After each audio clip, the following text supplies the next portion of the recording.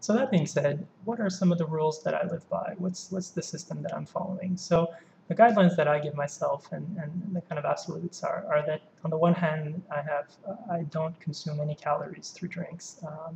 No sweet drinks, no juice, no smoothies. Those fruit smoothies are just as bad as juice. If you put the fruit in the blender, you break all the cell walls and you release all the nutrients into a solution. So um, perhaps the one exclusion or the one exception for liquid food is yogurt. But the problem with yogurt is that on the one hand, I don't know, being liquid, it doesn't seem to stick to your ribs the same way that, say, toast with spread does. And it is a sweet thing. It's something that you want to add sugar to. And it also generally has some animal fat. So I don't know. I'm not a huge fan of yogurt, but in any case, it's definitely an option for you if you wish, or what I would consider a decent option.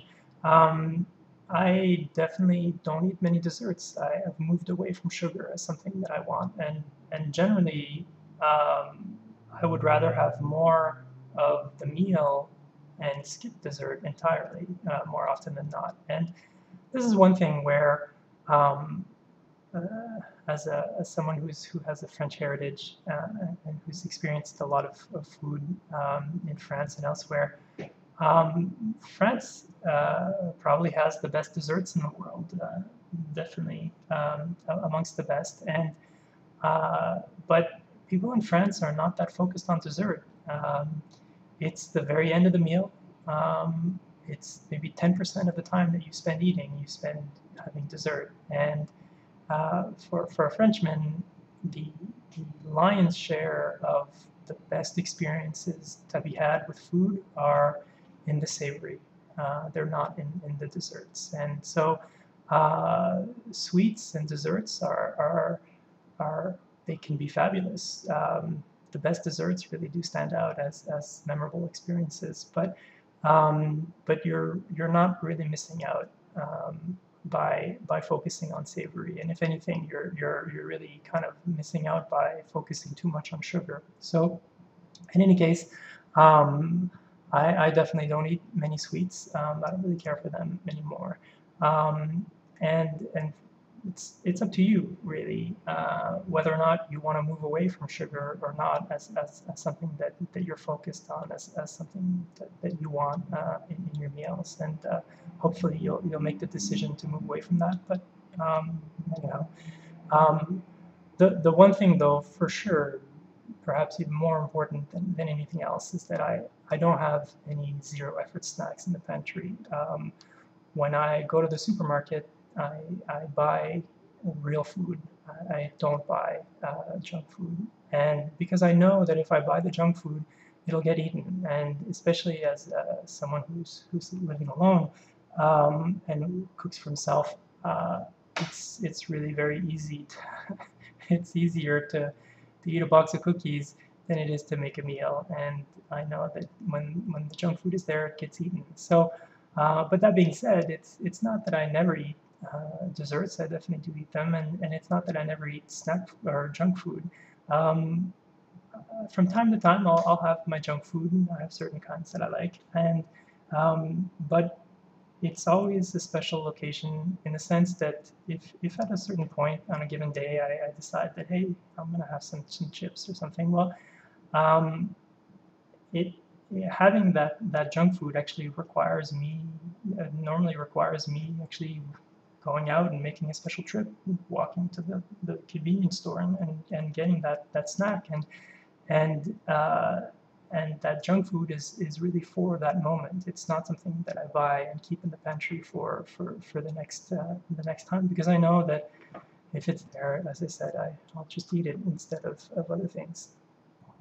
It's difficult to find food that's going to keep you well fed for a period of 6 or 8 hours, for example, the time spent between lunch and dinner. And so it makes a lot of sense to consider having snacks in between your meals, but evidently you need to be careful because if you're eating the same kind of size meals, but then you add snacks, you're going to be getting a lot more calories. And you're going to be eating more than before. You're going to be putting on even more weight than before. Um, but a good way perhaps to get started with eating less is to split your meals. So, eating 2/3 of your lunch and of the lunch that you normally would have eaten, and keeping that last third for a snack 2 or 3 hours later. From a psychological aspect, this can be pretty handy, because if you're used to experiencing the daily trauma of low blood sugar, and of doing your best not to eat, even though you're in that difficult moment, day after day, you build a lot of anxiety towards food, and it's very difficult to stop yourself from eating, and to eat less than you're used to. And so I think that having that 1/3, that leftover, there in front of your eyes, and maybe put it away a little bit, so it's not right there ready to eat at 10 minutes after you're supposed to have stopped eating your lunch. But regardless, that the food is there, and that it's not that you're taking away from yourself, it's just that you're spreading the food out a little bit more, and in particular though, but trying to hold it for 2 or 3 hours later, because if your lunch was a good lunch, and it should not, it should definitely be holding you for at least that long. So if you're considering having smaller meals and eating snacks, be really careful not to have fast sugars as snacks. If you have that kind of snack, then you're really working counter-purpose, because the one nutrient that we're having the most trouble maintaining at a steady state is sugar, and that's the one nutrient that affects the mind the most. And so when you have a fast sugar as a snack, it's not helping you. Just a few minutes later, especially since if you consider that you might think, well, I'll have as a snack, I'll have just a half a chocolate bar, or a quarter of a chocolate bar, or whatever, half a glass of juice. That the speed at which the sugar hits the bloodstream is dependent more on the surface area of the stomach and on the number of enzymes present than on anything else. And so having that smaller portion gives you pretty much the same violent reaction, and the same strength in an insulin shock, only you're going to get the low faster and sooner than you would have otherwise. So you're really not helping yourself out, and making yourself, you're not feeding yourself anything that can stay with you when you're having fast sugars. Also, I don't think it's going to work for you if the snacks are too easily accessible. You can focus on willpower, and you might get that to work, but I kind of wonder at what cost, and if even it's feasible. So the nice thing though is that this does get easier and easier over time. Your stomach gets smaller over time if you eat smaller meals, so it becomes harder to have the kinds of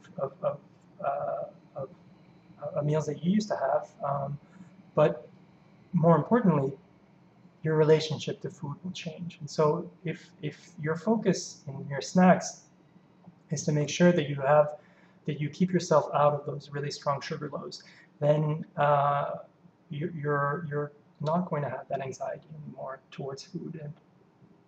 And it'll take a while for your subconscious to kind of to learn the new lessons that food will have, but you'll really, I think, be in a very different state given time.